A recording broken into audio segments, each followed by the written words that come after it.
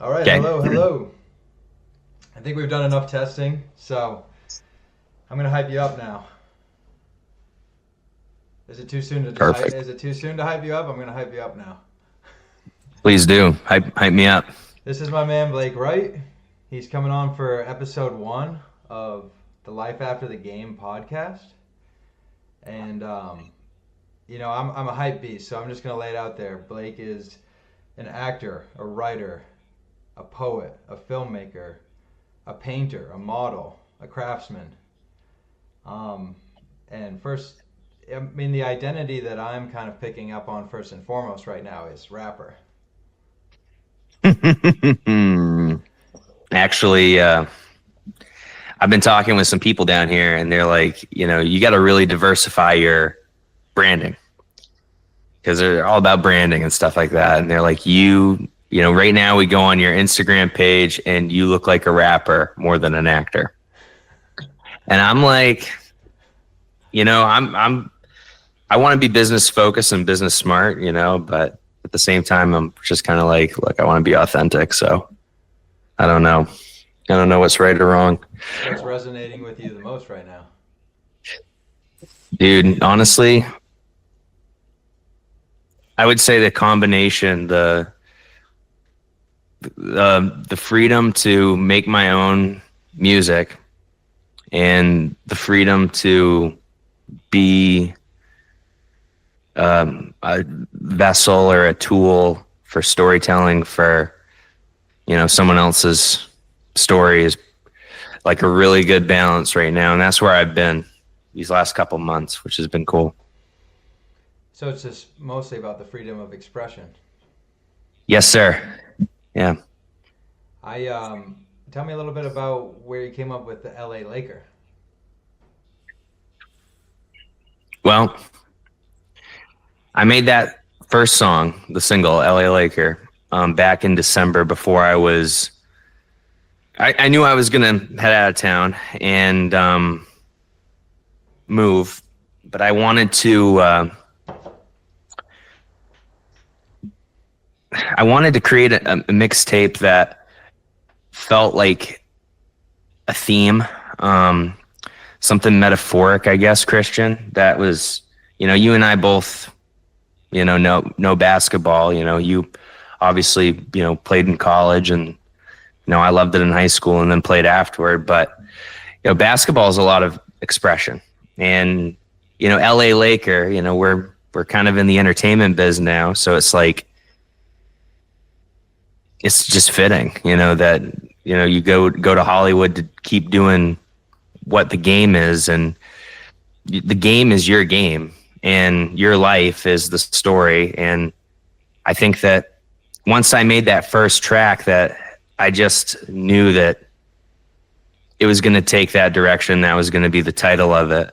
And then once you said, "Hey, we're not going to use those picks anymore," I was like, "Oh shit! Like I got to use that one with the hat for the cover," because I've still seen myself as a basketball player in a weird way. There it is. And I just don't think I'm ever going to shake it. And I just feel like I'm playing a new side of the game. Like I'm not playing 2K, I'm playing something else.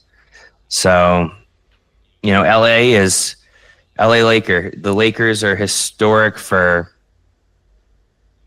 being the NBA team that is most entangled with Hollywood. You see amazing success stories, but you also see like the characters for the Lakers, like Magic Johnson, Wilt Chamberlain, and Lamar Odom, that have struggled due to their vices. And then you see some of the greatest players ever, not saying Magic Johnson's, not one of the greatest players ever, but like Kobe Bryant, who's the ninja, who's the Mamba, who's doesn't matter. He's in the world of, distraction and excess, and he seems to just rise above. And, in the heart of every man, there's two beasts, man. There's a good wolf and a bad wolf, and it's like, which wolf is winning on a day-to-day basis? And as I pursue what I want to do and grow into into this man I'm becoming, every day, it's like, so it's like looking at the mirror of that, if you know what I'm saying. Well, it's a cool metaphor for it. Well, honestly, I feel like you just hit me with a sledgehammer. Really? Yeah, you just touched on some big things.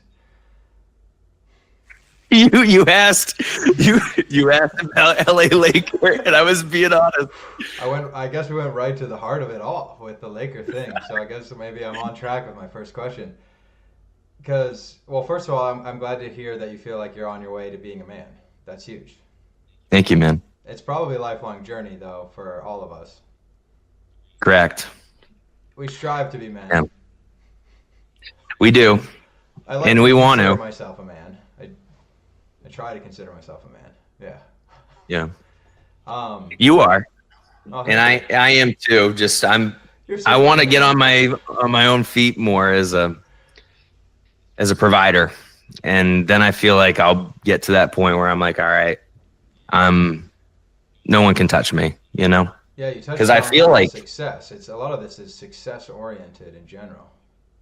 Sure. Rapping, acting, all the side hustles you're doing too, which we can get into more later. But kind of wanted to touch upon that that part about the game in Hollywood and in Los Angeles. And is it your way of saying, I'm not going to play your game, I'm going to play my game? Yes. Because you can watch. I feel like that's a big. And I will play. Thank you. I will play. I'm going to play by the rules to, we got 94 feet. Once you pick up the ball, you can't dribble again. And, but until then, I'm playing the game my way. And that's how I want to do it. I'm not going to break rules. I'm not going to be a bad team player, but I've got to be myself. Yeah, and it's like you're down to play, like you said. Hit you up if there's any runs going on. Exactly. If Blake's in town and there's a run going on, hit him up. He's trying to play. He's trying to hoop. 100%. I want to get some exercise. Let's go. If the lights are on and the cameras are rolling, definitely hit him up. Mm-hmm. At least let him hear about it. It's not a full. Yeah. It's not a full any set welcome. Look, you just let me know. Just hit me with a script. Hit me with the script. If I don't do a good job, it's okay. But I'm always down to run. I like. It, dude. Like, it's just. It's a lot more fun to create things than it is to, watch. Different than appreciate. I appreciate. And I'm sure you do too. But it's like it's just a lot more fun to be playing than watching the game. Yeah, that's there couldn't be a bigger crossover of basketball and the arts. Is like growing up, anytime that you were watching, didn't matter if you were playing a lot of minutes that season, it didn't matter how much you love your teammates, you just can't sit on the bench. It's just just the antsiness is too high. It is. And it makes you question things, which nobody should be there. So. Yeah. Which is metaphoric too for this, I'm auditioning a lot now down here versus when I was living in Maine. And it's like sometimes you just gotta have that shooter's mentality. Like, I didn't get that one, but I got some. I made some shots. Down in ATL, down in hot Atlanta. Down in hot Atlanta. And it's getting hot. Yeah, it's getting hot. That's the vibe that I'm getting because on the rap note and listening to your recent album release, there's some steamy lyrics. There's a couple. Holy smokes! There's steamy content, and then there's definitely some really good bars, and then there's some heartfelt stories. So yeah. So, I mean, how much of a decision-making process on that is like thought out? Is it premeditated? Because I mean, you're putting it out there. You're just kind of you're flowing. I mean, there's a few times when you reference the flow being automatic, obviously, Mhm. but specifically about the provocative nature of the lyrics. How much of that's premeditated? Are you talking about the "Not Safe for Work" song? That's one of the And that's examples. one of the examples. Um, There's more I than didn't that. know that. Huh? There's more than that for sure. Oh, really? I didn't realize. Honestly, So it's not that you premeditated. It's flowing. no, it is. I make music like it is a daily workout for me at this point. Like I've made so many songs that are just like journal entries. So if it fits the theme, I typically run with it. And if it sounds good, then it makes the mixtape. Hmm. So it's got to really fit those two criteria because I probably recorded 90 songs, between the first song I recorded for LA Laker was Maybe It's the Flow, the intro. I made that right before Christmas. And then like the next day I made LA Laker and I went back to the Maybe It's the Flow and I added the more of the intro to it. But out of all, like there's so many songs that I made that were just not right fits, and I basically write about what I'm feeling that day, what I'm feeling about a certain event that's going on or predicament I'm in or feelings or, Tell the Devil is basically all about me trying to quit cigarettes. So it's like, it is me trying to get my feelings out in a way that's not destructive, I can in a way appreciate that that. is constructive. Yeah, constructive. So it's not premeditated. It's flowing. It's flowing. It's It's extemporaneous, and it seems like you got ladies on the mind. oh, of course. Must be. I mean, it's got to be one of the main motivating factors. Yeah, love and the shades of it. Um, What is shades of love? are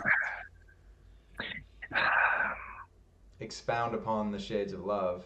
shades of love. I would consider love as just this, and then the shades of it are, maybe Well, love's certainly a lust, spectrum. huh? Love is Yeah, certainly a yeah, spectrum. yeah. Lust is on there. Lust is on there. I would say probably. Dang, I don't know. Like, there's like that true love, that's on one end of it, and then there's that. This is just purely for the senses on the other end, and I don't have the vocabulary to describe it, but here we are with these different colors inside of it, and different situations. I mean, I contrary to my music, I am actually pretty, loyal of a lover. Contrary to my, desires or not my desires. Cut that part. Contrary to my, We won't go into too much detail on the desire. yeah, I don't know how to answer this question. I guess what I'm going to say is I got a creative imagination. So Fair enough. fair enough. But no, I think that You're a you're motivated, trying to creative man in search of love. I don't know. I'm just trying to paint a picture of yeah. this album. I mean, It's hilarious to me that you only kind of pinpointed one song because in my head, like But after I listening to the whole thing, I'm like, there's a theme. oh no, there is a theme. The one song I brought out is the one song I was nervous about leaving on. I thought that was just might have been too much. Yeah.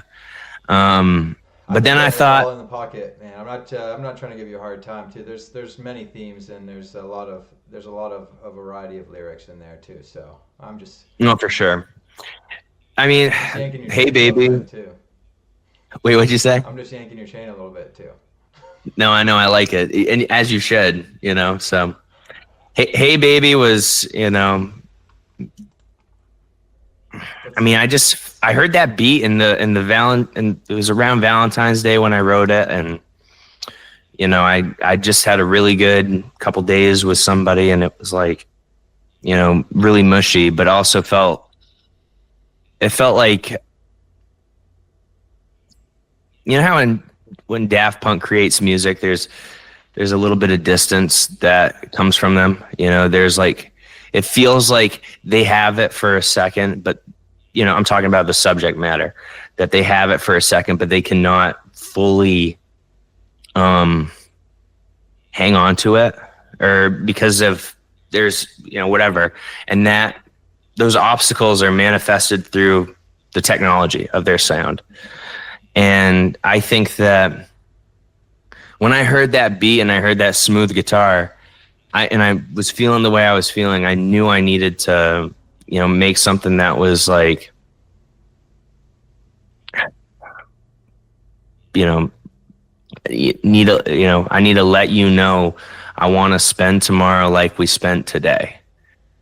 So there is a very real, compassionate person, that wants that. And that's not just a lyric, So yeah, love is distraction. Love is the answer. Love is the whole reason we do this. And I want to move to a place where I can give somebody eventually unconditional love. And that's big. That is it, and that's probably where I'm a very simple guy. Like, I like working out, I like writing, I like acting, I want to have a family one day, and I want to be with a good woman one day. And it's just, this is the whole piece of the pie. And I don't, like everyone, no one's got it figured out. We're trying to figure out how to get what we want, try to get what we want. So love is the way. Love is the way. Love is the answer. Yeah, love will. If you keep that, in your mind and your heart, and you try and keep that as a compass, I think you will find your way. Oh, for sure. Yeah, I got faith. That's big. Yeah, that's big. That's the greatest challenge of all, probably. I agree. I think that's no matter what you're doing, when doubt creeps in, you need to have some reason to just. You feel like you have to overcome a lot of fear, like as an artist. You feel like there's an inner, a pretty prevalent inner voice of fear that you have to overcome. Yes. Yeah, I do. I think that, I've had to overcome a lot of fear. My biggest fear is putting myself out there, believe it or not. And it's probably why I do it, because I don't want to feel scared. And the second biggest fear I have is being shallow, and being, unoriginal. But I've realized that fear is really just a lie, because it's all about validation. I think actors, more so than other artists, initially are like, oh, look at me, I need to be whatever. But it's not because it's because of validation. I think people want to be validated, and you got to use that for the purpose of your story, to advance the story, is what I've realized these last couple of years. And 10 years ago, I would have never said that. 5 years ago, I would have never said that. But that's the truth. You need to take your fears and use it. Yeah, I'm glad you said that, because that was kind of where my mind went initially, and I was kind of a little bit gonna maybe lead it there. It was like, there's a big aspect, and I took this from Stephen Pressfield, his book War of Art. Love it. Yeah, that one's huge, and he's talking about following the fear. Mm-hmm. And I've been thinking about that a lot. Again, it's kind of resurfaced for me lately. Is one of his big points of that book that sticks with me from. I must have read that book almost 10 years ago, but is he talks about following the fear, and don't hold me to this, but there's an aspect of like some of the things that he says is like what you're most afraid of, which is interesting part of coming out as a rapper. That's a scary move. Oh yeah. It doesn't get much scarier than that. No. For a white boy. Yeah. From Maine. Like from Maine. I'm not a rapper, man. I'm an artist. True. That's the truth. Like, and that's how I have to look at it. I am a poet that can rap. Yeah. I am a poet that can make music. Like I don't want to fit into a box. What's your hierarchy of you, as how you view yourself from top to bottom? What's your core identity to more fringe aspects of you? What do you mean by that? Like, what's your primary identity? Actor, writer, as an artist? Like, so give me like the core Blake. The core Blake? Truest passion as an artist.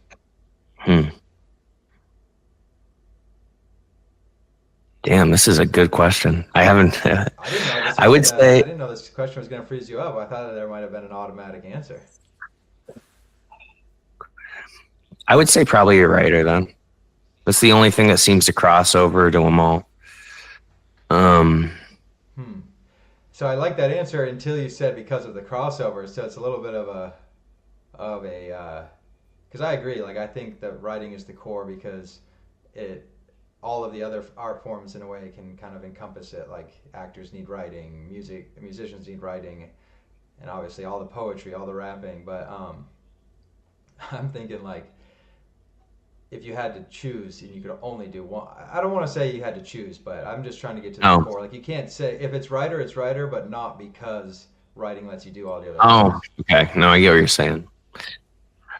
I would have thought you were going to say actor. I was going to say either actor or writer.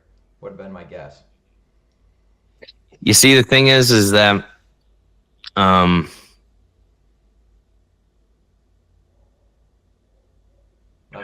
I don't know. I really am shook. I think that the best part about the music, Christian, is that same thing with writing my poetry book. Was the best thing about it was I was out of the actor label. I went from actor to film writer to director, and I liked being there. What is the word for someone who wants to make their own stories at the end of the day eventually and tell them? Is that just storyteller? Or are you just a bard? Huh? A bard? Yeah, are you just a bard? What does a bard mean? Is that like a Game of Thrones thing? Yeah. Huh? Like Homer? Like Homer? The guy that just stands by the fire and just like proclaims stories all night. He like might pick up like a lute or a guitar. Campfire legend. Yeah. I don't know. A studier of oral tradition. Yeah, I think that an oralist. Yeah. Yeah. It might be orator. I think orator might be the Yeah, right term. orator might be the proper term instead of oralist. Yeah, Um, we'll leave that one. uh, But I feel like that one might damn. be coming into the lyrics here at some point. Yeah, that one that might be the alter ego for the but How um many aliases do you think you have? I think so like writer like or do you mean actual aliases Like or B like right, B dot, B smooth, no, B be rizzle. right, be right, Mr. Right. That's probably it. Well, that's pretty good because that's like a little temperature Yeah. check of like of like if you're having an identity crisis, like how many aliases you go by. So you're having nowhere near as big of a identity crisis on what type of artist you are as me because I've got like 30 aliases. You do. You you got a lot of personality in there, but it's good. All right, That's it's gone beyond multiple personality disorder. you're a small town at this point. Yeah, we only have three I identities. but the thing is like be right is like that's like okay, when things need to be right in the raps.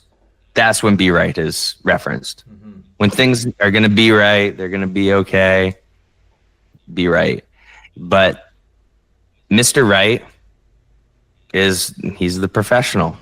He's the business guy. He's the guy that you will take home to mom. You know, he is these he's gonna get the job done, you know. And then Blake is just that's just Blake. Blake is still the kid, That's your you friend. know. Blake is your friend. That's the So guy that's still playing. Just misses playing hoops with his buddies.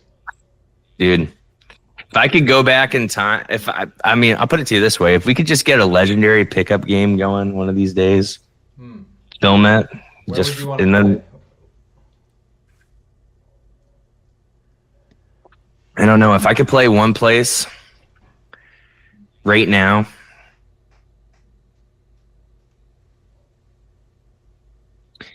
I think I would go back to the old high school and play Hmm. one night, just in the jerseys, you know, and get a good matchup, you know, Yeah, and play. I appreciate that. I appreciate that. I'd Yeah. probably say, well, I guess if I was gonna play like 5-on-5, it wouldn't work. But if there's one gym I wanted to just go play in, it'd be the Brook. If you know, you know. I don't know how many millions of people are about to hear this, so Where's the Brook? I don't if know. you know, you know. I don't know. I guess I don't know. I wasn't a Real, part of the Brook. real H Town. Oh, the real H Town. Yeah. I know the real H Town, Just and for it ain't privacy purposes, who knows how viral this is about to go?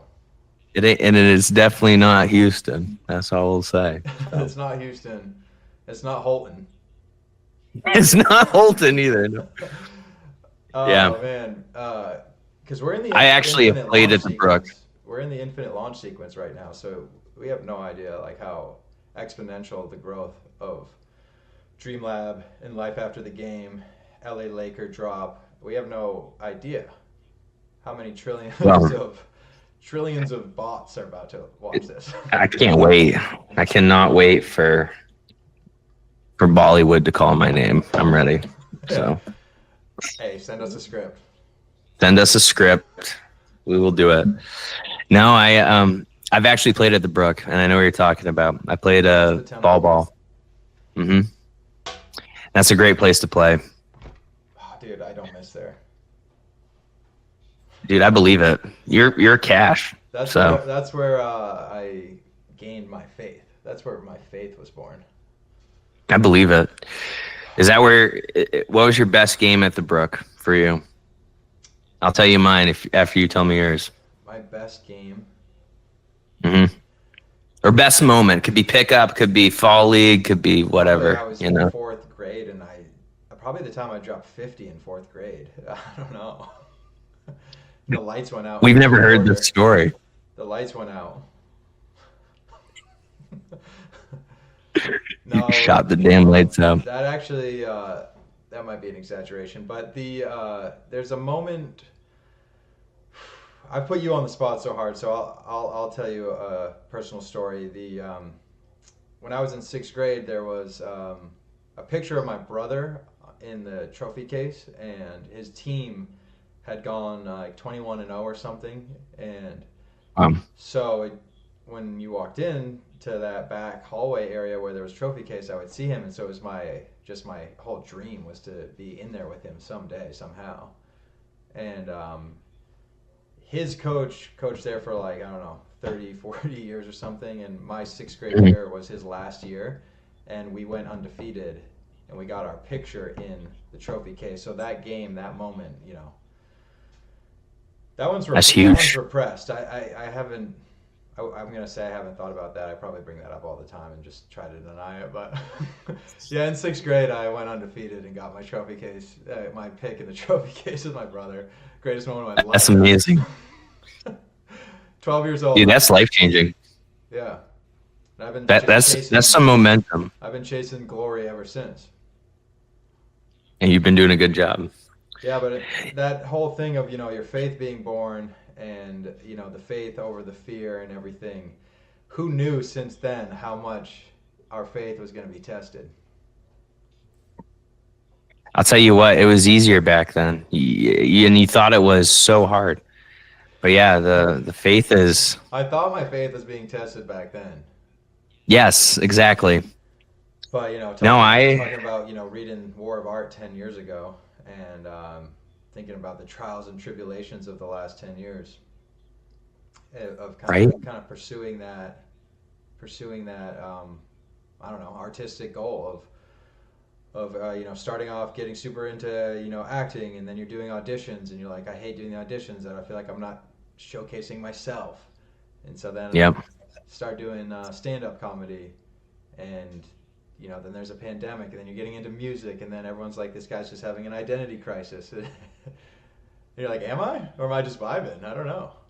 Exactly. I think you're just vibing, but it's like, here we are, because I feel you. It's like, you feel that. It's just Don't put me Blake put out a. Don't put no. Like Blake put out a poetry book. Like, somebody tried to tell me, they go, if you say you're so many things, somebody in that actual field might look at it as disrespectful to the craft. And I would say, I know the craft.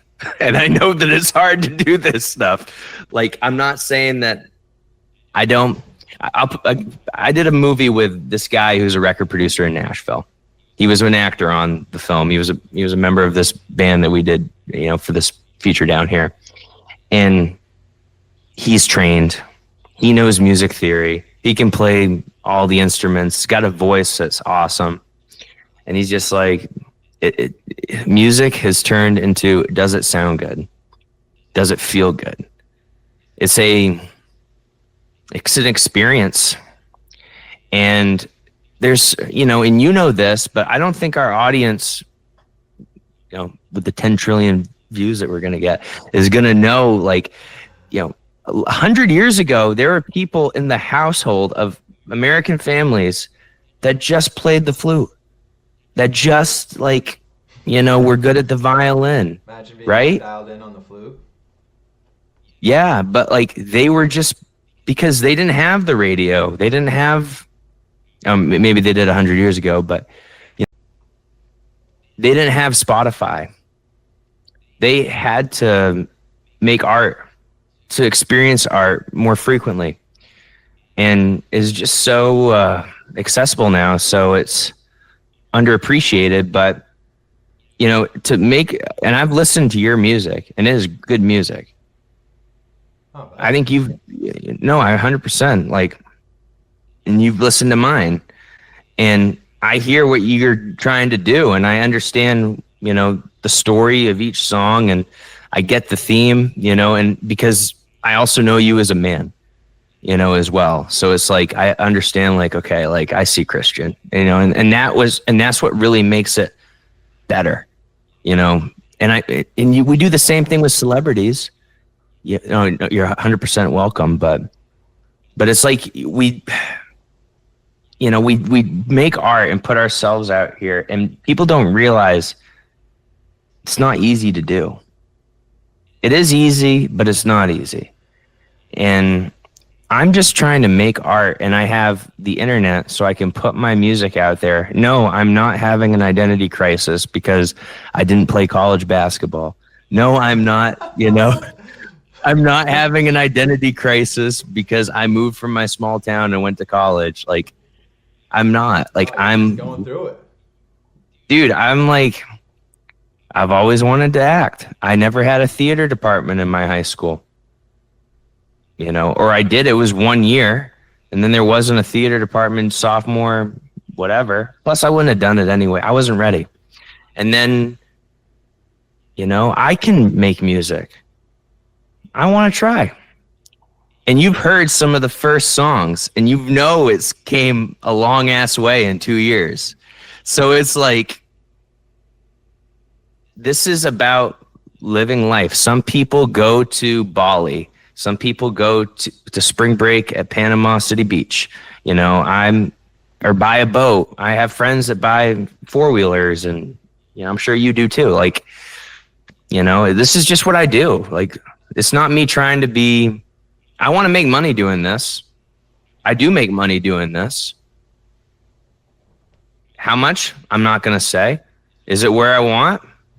I'm still working hard.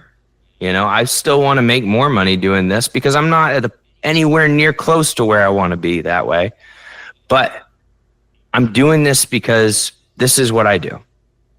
And it is hard to do it because you feel like it's a world that most people don't understand. So I love that fire. I love that intensity. Yeah, man. I do think that I've seen it progressing. I think rapping's a lot harder. I think for white guys getting together and making rock music is easier than I agree. I do appreciate you giving us the shout out, Bangor Transit Authority. That I think we've been tapping into some stuff for sure. And that whole thing you said about somebody, if you're bouncing around trying different crafts and somebody sees one who's devoting their whole life to one, and they say, they take offense to it, insult, or they call it,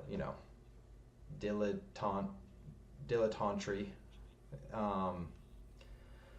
It doesn't matter because, you're the only one who has to back it up. And originally you're saying a lot of this phase that you're in and a lot of this journey you've been on the last couple of years is like kind of just trying to tap into your creative side and make what you want to make what's on your chest. And, so to those people that would say take it as an insult or say, who does this guy think he is trying to do, whether it's writing or acting, when I'm trying to do this all the time, it's like, well, I don't know. I think the pain speaks for itself. If I think the authenticity of it speaks for itself.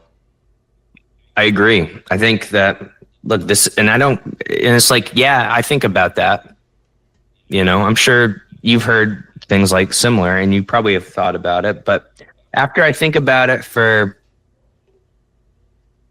30 minutes or an hour, I realize I'm living my life and you're living yours. And that's all, like, look, I would make movies all the time and act all the time, but unfortunately you need to get booked and stuff, and you need to get cast and stuff. And, music you can just do by yourself in the comfort of your own home with four walls and a little bit of padding. Like, yeah. And you can do it on your phone. Yeah, and the drive is there and it's kicking in. It's like, well, I'm just gonna make it, and people can make fun of what you're doing, and it's like, well, I cried while I wrote that poem, or I was literally crying exactly while I wrote that song, so you can't really make me feel much worse. No, and the other thing too is, like, I've done shows. I've made 14 mixtapes. I've done 730 songs in 2 years, 365 back to back. It's like, you can't hurt my feelings, like seriously. And the other thing is, like, I'm paid to act, man. Yeah, I've paid people to create with me. Just be here while I do something. Yes, it's like, look, I regardless of whether you think I'm whatever, you know, and it's tough because I'm not trying to be salty, but it's like, you know, it does stick with you when you hear stuff like that. And you're just like, I'm just trying to live, man. And I'm trying to make my art. And yeah, if I'm not an idiot, like I know the difference between being disrespectful and being respectful to somebody's craft. And I know the difference of being respectful and disrespectful to what I do. And I know what I do. Sometimes it is hard when you get in those, you know, funks, but you know, seriously, like, you know, when you literally get in the moments where you're like, yeah, when you're like, I don't know if I should be doing this, you know, like, and that happens all the time. Like, but at the end, if you get past that moment, you're like, that's a freeing feeling. I'm doing it. Yeah. That's a freeing feeling. Yes, sir. And, you know, that's life after the game. That is life after the game. And I was really glad when you first started talking how you were saying, like, you know, there's a little bit of a poking fun at all the people that would be playing in the game by someone else's rules and, you know, chasing it out in Los Angeles or something, or, you know, kind of doing whatever it takes, and maybe sometimes sacrificing a little authenticity. Oh, man.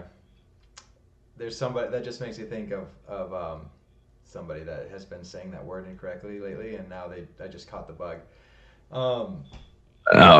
Is this an inside joke or is this a public thing? But I won't name names. Okay, fair enough. Speech impediments. Okay. But I wanted to talk about the game is the game is the game aspect of what you were talking about with art and basketball, and it was so funny that you kind of went right to that, because I think the theme of the podcast that I'm trying to start is, you know, life after the game, and I have written down the game is the game is the game, and yes, so I'm gonna write that down. Oh, you have to write that down every day.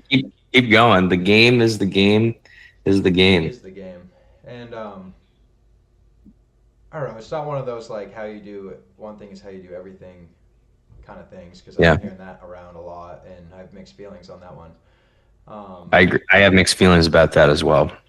But if you're making something that moves you, that's all that really matters. And then when people are saying, you know, why are you rapping if you want to be an actor? I'm like, I don't know if I might just be an actor acting as a rapper. That's how deep this method is going. You know, you caught me. You've got me right now. I studied method, yes, so I'm living it. And so I've grown my hair out. Authority, went for 2 years. I went pretty deep on kind of like a grunge. One day I just woke up and I was like, am I method acting as like a grunge musician? And I was like, dude, this is doing a number on me. Yeah. I'm like, I can't hear. I can't hear. Every night I go to bed. You look in the mirror and you're wearing a multicolored shirt with an orange beanie, and you're like, this is. And I'm seeing. Who am I? I'm seeing all sorts of things, and every night I'm going to bed and it sounds like I'm in an engine room, from just the amps and the noise, and I'm like, I'm greasy, and I'm like, how deep is this roll going? For real. And that is the game, is the game, is the game, is the game, because when you get an interest, you learn about it.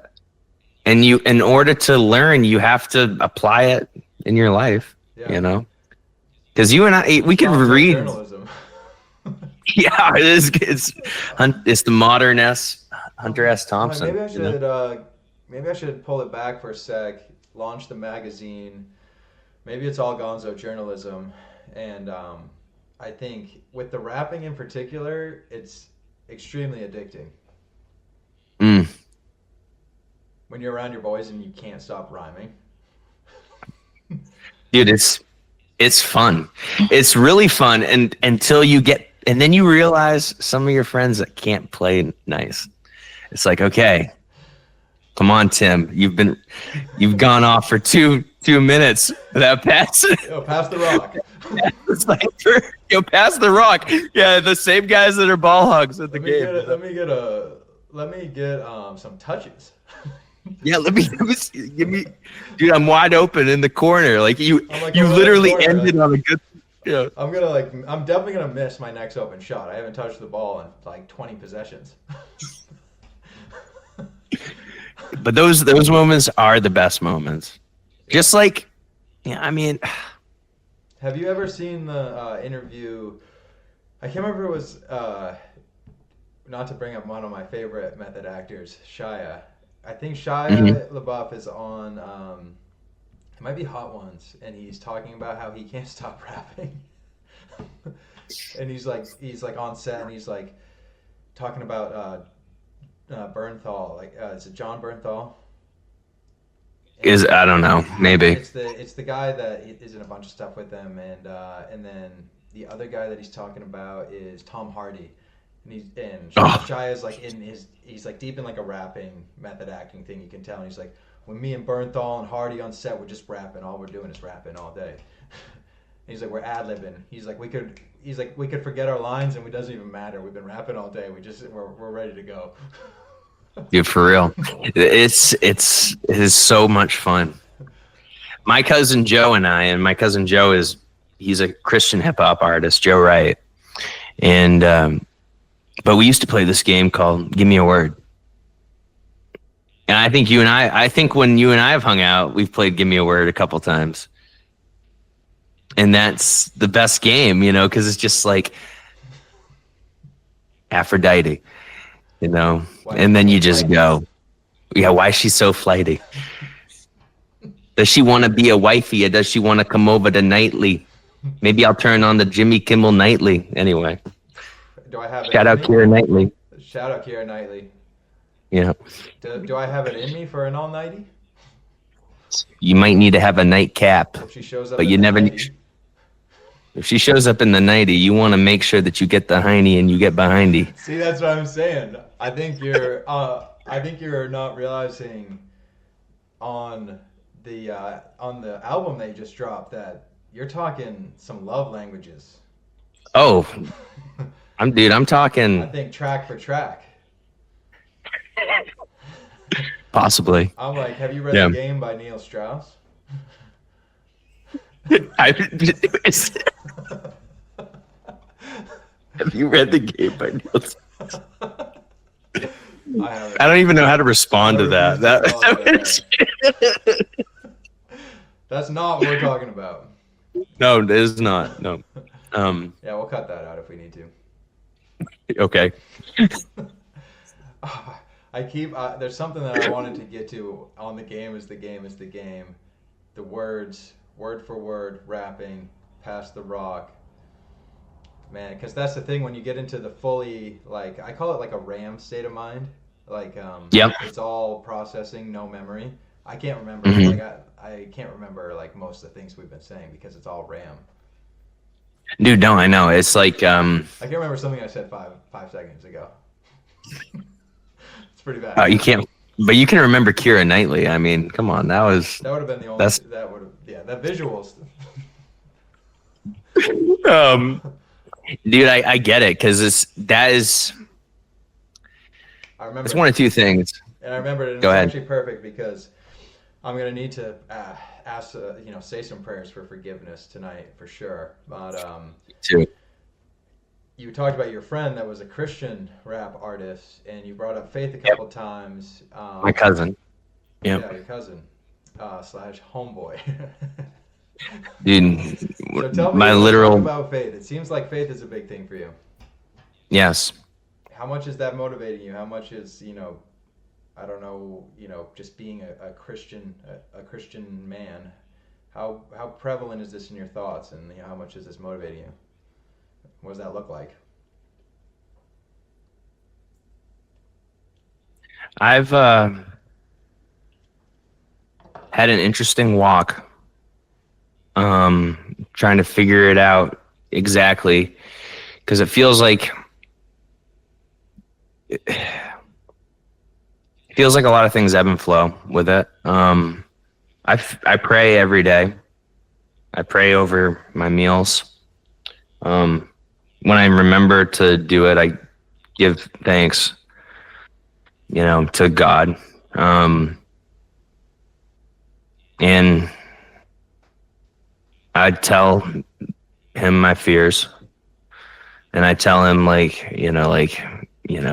everything, lay it out. And it's just like, look, if it's in your destiny, if it's in my destiny that you are giving me, bestowing me, like, thank you. If it's not, I know you got something better for me.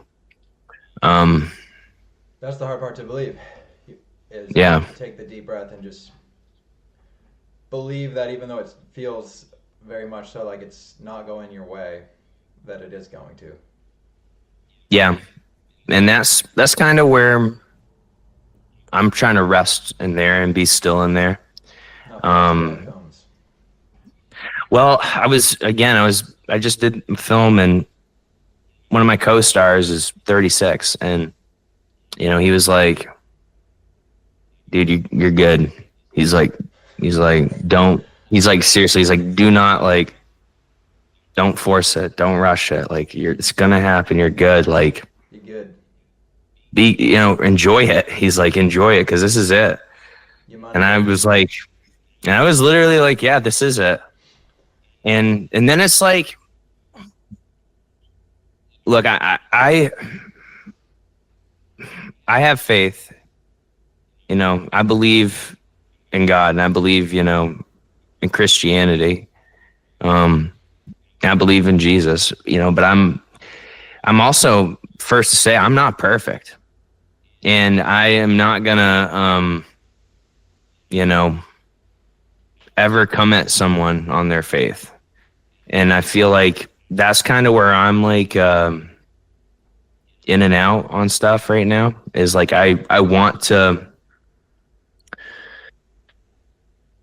do me and have my relationship with God. And I believe it is a personal one, but it's like, it's hard to, you see a lot, with the internet, with social media, with, you see protests, people in front of Planned Parenthood, you see division, like, and you see division within a religion, and you're just like, I just want to find steps to take. I don't want to conform to, I want to be on Team God, don't get me wrong, but it's a very tough, so my faith is in God. I'm still trying to figure out where my religion lies.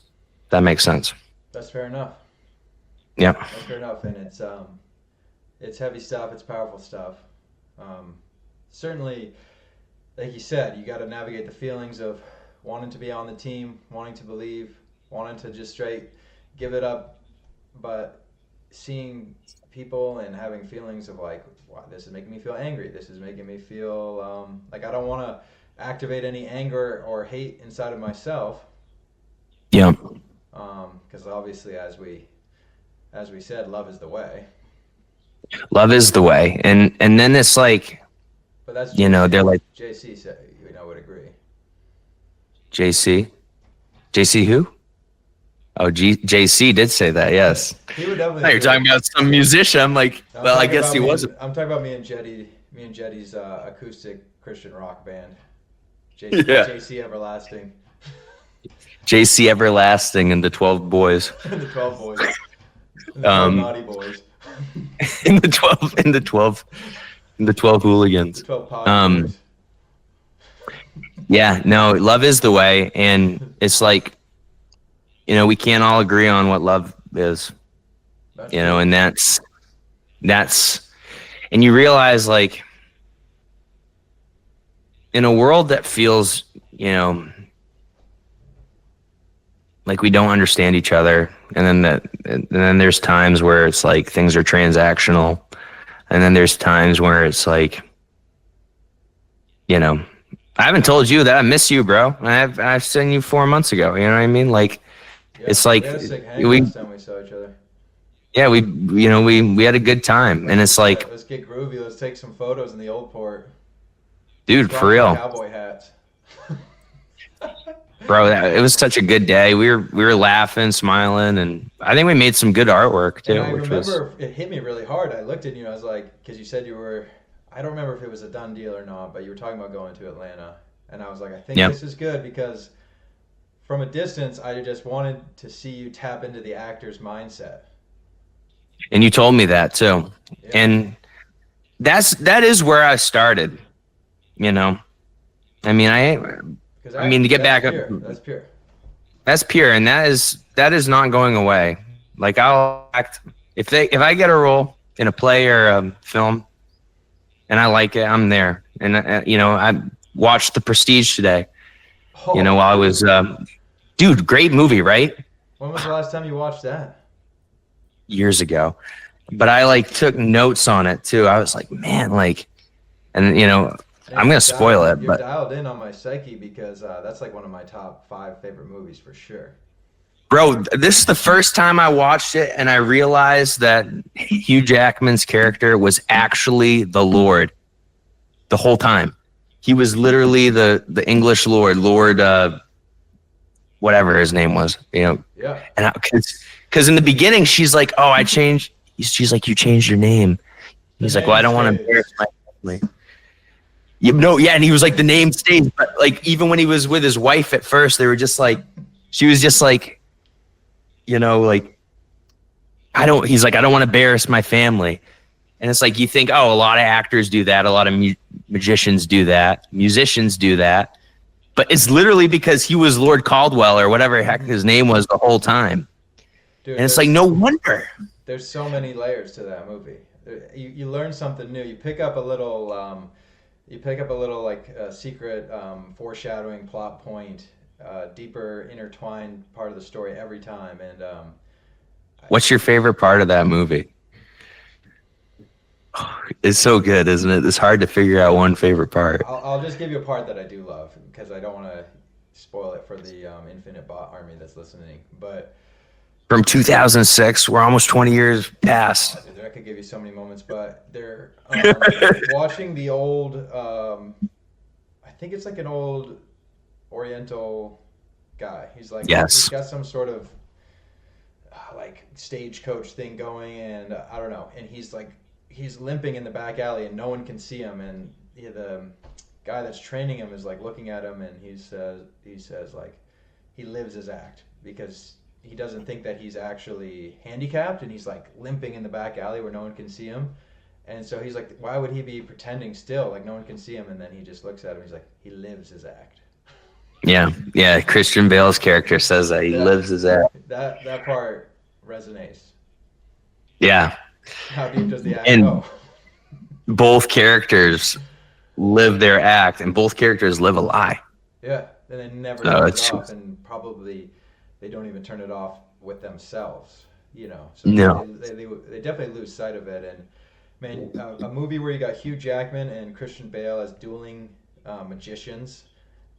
How could you get better than that? How could you fail? And it's Michael Caine as the teacher, and they throw in a Scarlett Joe. It's like, what? Scarlett Johansson, the love of my life. Is she the one? She might be. It's either her or Sydney Sweeney. Who knows?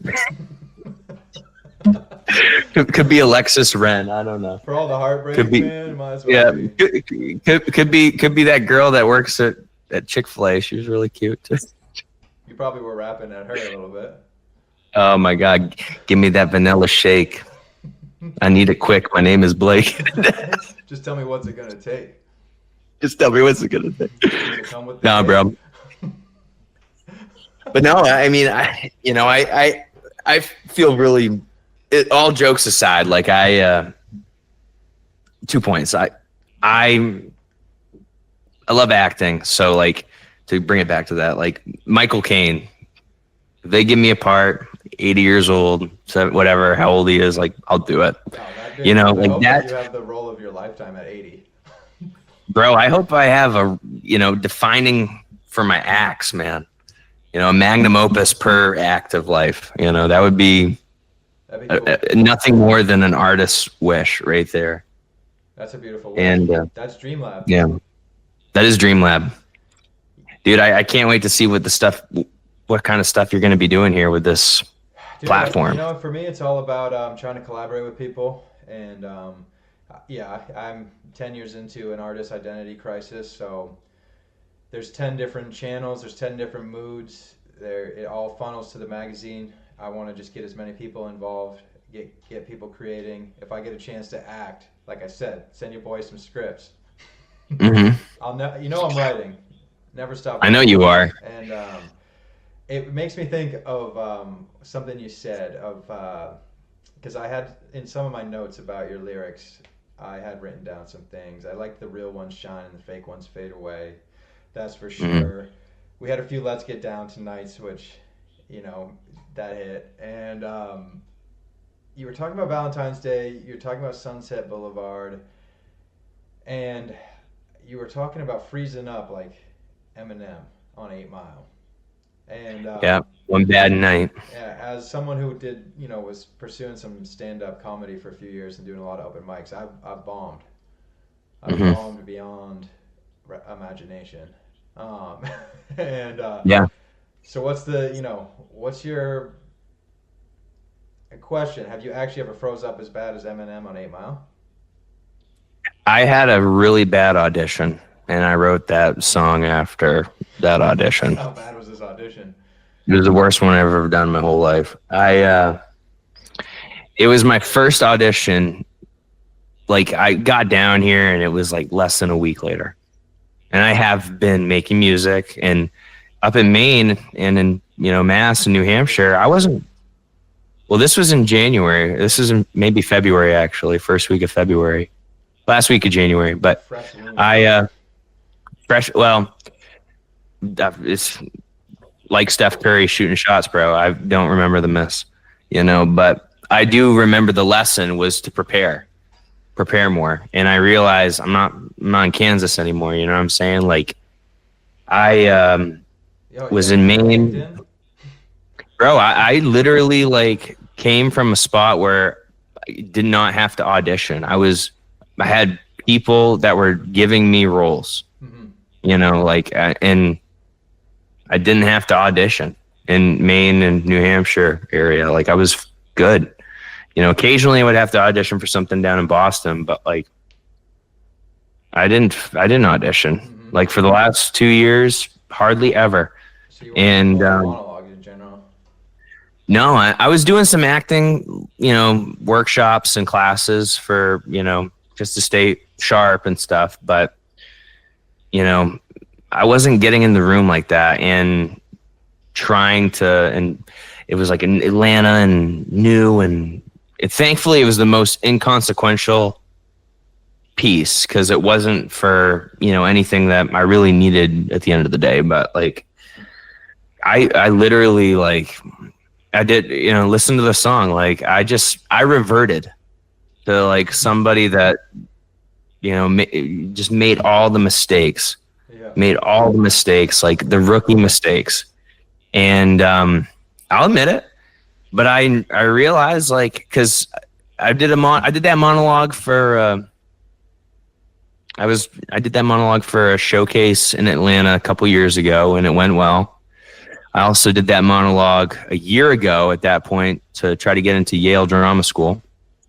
And I didn't obviously go into Yale Drama School, but the people did say that that was a great audition. So Oh, I nice. thought I could just pull this shit out of my ass, right? And I got there and I really did a bad job. And it didn't show me as well as I could be. Dang. And that's kind of the thing that I hate about auditions is that you give me the part, I'm going to do some amazing stuff with it. And I'm good at what I do. I am good at what I do. I'm still trying to master doing auditions Hmm. at this point. Like I know how to take a role and really create something that's awesome and create something that's alive and resonates and Oh, connects. they let you sink your teeth into a project, That's what you're going to do. And you're going to get something going. And it's going to be something that bounces off the people you're working with. Yeah. And that's why all the stuff you're doing is probably overall still helping you on the journey. And Oh, Did you 100%. do a monologue for that edition, that one that didn't go well? Yeah. What was the I monologue? did I did a monologue from The Great Gatsby. And You got a little bit of I it? had some, huh? Do you got a little bit of it ready to go at all? Right now, I'm trying to think of, I think it's the scene where he's talking about, when I first met Daisy, um, and she blossomed for me like a flower. I don't remember all the words, but Mm-hmm. she just, he says a line in there and I love it. And it's like, I knew the moment I kissed her, I wed all my hopes and dreams to her. But I couldn't climb unless I climbed by myself. And, but that's kind of all I remember of the monologue right now. Damn. No, I'm But just asking because I know like you must have picked it because it was resonating with something with you, and um, yeah, it's like if you were getting some reps on it, you should try and keep some reps up with it. You should I you know. should post it. You should get yourself a video of you doing it, and we'll throw it on the mag. For real. Well, I'm going to get you some other materials. I'm going to get you some videos and some auditions I've done. There's a few And, things that I feel like. All right, sorry, didn't mean to interrupt you there. no, you're good. I'm going to get you some things. What I learned through that audition though is I have to treat this like a job. Mm-hmm. And I learned that by bombing. That So, bombing is healthy for sure if you reflect. yeah. And there's a few things that I feel like hit the same, I don't know, part of your brain, mind, body, soul, whatever you want to say. There's a few things that have that effect, and I think auditioning, I think being live on stage, Love it. or being on camera, um, and I think getting in the booth with people recording you making music, I think those things all kind of bring a similar edge that, like you said, if a panic starts to hit you, you will revert to, you will become an infant mentally. Yeah. And each one of them can is a different thing and a different art, but they all can have that same moment where you can bomb on stage, you can bomb in the booth, you can bomb an audition, and you can lock up. Well, the truth is this is that, what in my reflection, and I've fucking journaled probably more than Freud, at this point, but like, um, Chronicling. I realized, huh? You're Go ahead. chronicling. I am. I'm trying to figure out like things. So, but I've realized, Christian, and I'll admit this on the podcast, is the same thing that I struggle with in auditions is the same thing I struggled with in basketball. And it's ultimately one of the same things I struggle with in my life. And it's the feeling like it needs to be perfect. I need to play perfect. I can't miss shots, can't make turnovers.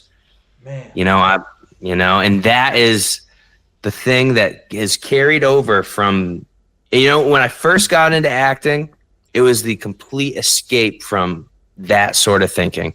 And then it's like, now I've been doing this for 9 years, almost as long as I played ball.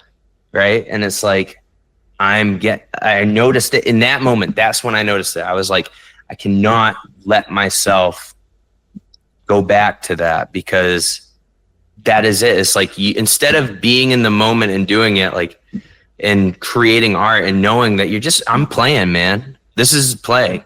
And I'm there 70-80% of the time in auditions. I'm there 100% of the time when I do a set, when I'm on set. And I'm there, 95% of the time when I'm in rehearsal. So it's like, but when I do auditions, it's like there's stakes. It's like, get the job, not get the job. When you're playing basketball, miss the shot, make the shot. Man, you did So, it. You brought it full circle, man. I can't believe you hit me with that because here I am thinking I'm making some super big, wise, deep point about the recording booth is the stage, is the audition, and you're hitting me with it is the game. And dude, it is the game. You couldn't have been more on with that. That was what basketball was all about. Was like that moment when you're on the court and everybody's watching and it just you feel a thousand times more alive, and Yes. you're gonna be a thousand times more critical of yourself. And I think whatever that moment is the exact moment that you're kind of seeking in life after the game. Yeah. I think that's the damn truth. And my fear playing the game was that, and And it's times you wish you could just go back and just like be playing loose in that moment, not be worried about dude. turning it over, not be worried about scoring. Oh, bro, if I making if right I pass. played if I played ball, I'll give it to you, give you an example. We'll bring it right back. My favorite story of me at the Brook is I played small ball my senior year, Narraguagas Class C versus Hamden. They didn't have all their guys, so I'm not going to say but they had a couple good players. They had, we both know him. We can cut this part out, but Brendan McIntyre, and he dropped 40 on Guegas.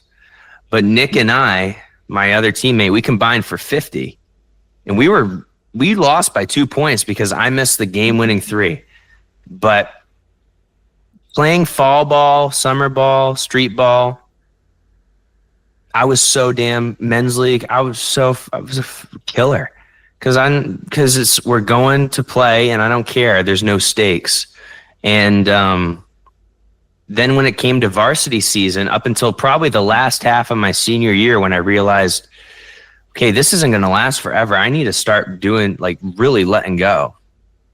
And I played at 85%. Because I was trying to minimize, things, because I thought that, okay, in order to keep playing and get the most time as possible, I needed to be a perfect player. And no, I didn't. I just needed to be the best player I could be. And, I thank God that we're actually talking about this on the podcast, because I feel like everything happens for a reason. It's the message that, divine message.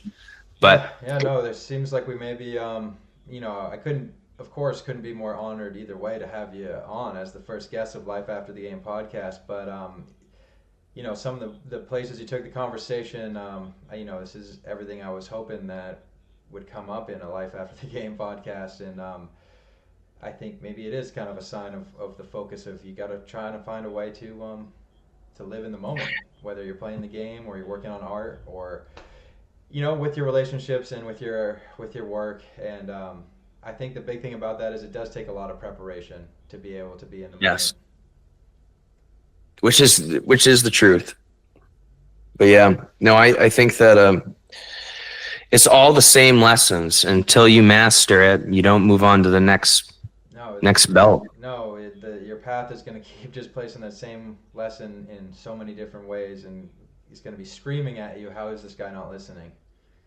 And then, but the days you beat it are the days that are the best. And then, but it's it's interesting because you have to fight it every day until it truly goes away. Yeah, and I think basketball is a great way to, even if you're just going to an open gym or you're shooting around, or it's a great way to check in with where you're at mentally and see how your zen levels are. I know for me it's such a healthy mental check-in if I go play and guys run up and down and I'm getting chippy or I'm talking back or there's a ref. I'm like, whoa, what's up with you, man? You're all off. Maybe you need to look a little deeper on or what's going on with you, because you didn't show up to the court able to be present and in the moment and zen, which is what you would go back and pay anything to go back to all the games and be in that mindset then. So now that doesn't matter, why aren't you doing it now? And yeah. And I think whatever the lessons that you're having to learn at that time, I think it's a good gauge of maybe there's something that you're ignoring, or maybe there's something that you need to reflect on, or there's something that you're still working on. Yeah. And that's that. Because man, it takes time. Sometimes sometimes you got to learn something 1,000 different ways to start getting it. But I feel like today's a day like this where I feel like I didn't make mistakes that I would have maybe made at work and in relationships, and even on this podcast talking to you, having a panic attack with the audio not working out, but just saying you got to move past it and and just find a way to get back into the moment. And you don't want to go Eminem 8 Mile on it for sure. No. You don't want to grab it. You want to go B-Wright. Yeah. You want to go get it right, man. B-roll. And B-roll. No, man, I and that's kind of what and I know you get it. You get it. We are, we speak in riddles. I'm sure to the normal audience, just whatever, they're going to be like, what the heck are these guys talking about? But, Or just two schizophrenic dudes is talking. I mean, but it's like, the riddles is that, but because you understand that it's about figuring it out. Yeah. Two Riddlers. It's about playing figure it out. Mm-hmm. Hopefully we don't go full Jim Carrey Riddler. No, I'm too grounded. I think we're gonna be good. You're too grounded. Life after the game. Man, it's been so nice to have you on and get this chat going. And I think we're gonna collab more in the future. We're gonna get you featured on the magazine. I hope people will listen to your music, read your poetry, look out for your stuff you're doing with acting, and hopefully hit you up about projects too. You've got me wanting to audition, man. You got me wanting to give myself a little nut check and just go audition. I think you should, big boy. I think it's fun, and absolutely ruin any self-confidence I've built up in the last year. No, don't do it that way. But love it. Give me some more. And you want to prove them wrong, Come on, yo, Adrian. But no, I will say that I'm working on something right now that's going to take place in Maine this summer, and I'll definitely hit you up in September because we're gonna need people. So I think that I'm not writing it, I'm acting in it, but I know that it's going to be a feature film. So that's very cool. I'll be looking forward to checking that out for sure. But yeah, I think that man, I'm just happy that you're creating stuff. Simple as that. For sure. So. And I always look forward to seeing you putting yourself out there. And you never know when someone's gonna be like, yeah, if Blake's doing it, maybe if Blake's doing it, I can do it. Whether it's a friend or an admirer or somebody just that you wouldn't even know who your journey's gonna cross paths with. So just keep doing it, and we'll keep working on life after the game. And I'm gonna keep my eyes peeled. And I don't know if you have any other closing thoughts other than just me saying I really appreciate you being on. Yeah, well, I'll just plug myself a little bit. Obviously, LA Laker, new mixtape, it's on SoundCloud. There will be some. I'll have a show back in Maine this summer at some point. Details will be probably announced on my website or my Instagram. And I'll be moving into production for the next project for sure. I got is a film called Beyond. This fall that will be filming in Maine, and hopefully fill up the rest of the schedule with some gigs if Lord willing. I'm grateful for it all, and I guess the final thing I just want to say is thank you, Christian, for having me on, man. Yeah, my boy, Blake Wright, B-Wright. What I want to say is, other than activating Infinite Dream Launch, is keep rapping to every barista and every waitress you meet, man. I love ya. I hope you... Gracias, amigo. We'll talk soon, all right? All right, awesome. Be on the lookout. Peace.